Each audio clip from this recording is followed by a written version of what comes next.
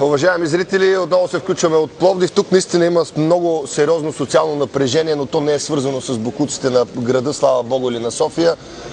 Социалното напрежение е свързано с състоянието на футбола в Пловдив. За този южен град, пълен с хора с южняшки темперамент, футболът, особено славното минало на пловдивския футбол, падането на големи колоси като Барселона и Байерн Мюнхен в града под тепетата е наистина смисъл за техния живот. Феновете току-що разпънаха един голям транспарант зад гърба ни.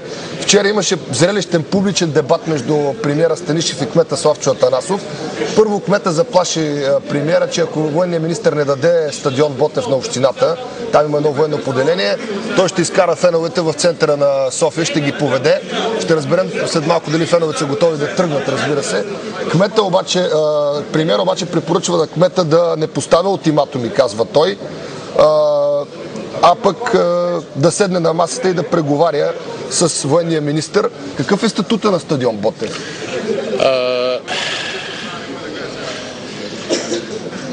Стадион Ботев е даден с решение на правителството преди няколко години на община Пловдив. В същото време община Пловдив не може да го ползва, не може да го предостави на концесия, заради това, защото там се води, че съществува някакво поделение и поради тази причина тя не може да влезе във владение. Военно поделение от една стая с един военен и с една секретарка, казвам. Това поделение, да. Това поделение представлява на практика един човек с една секретарка, може би.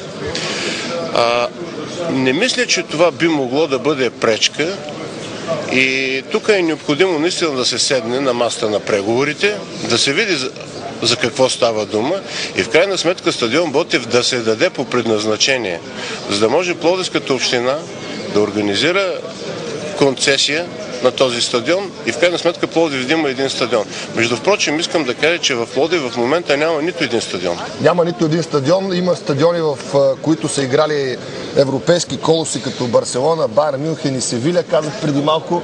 Всички тези стадиони обаче приличат в момента, извинявам се за ранния част, но ще употребя думата курници.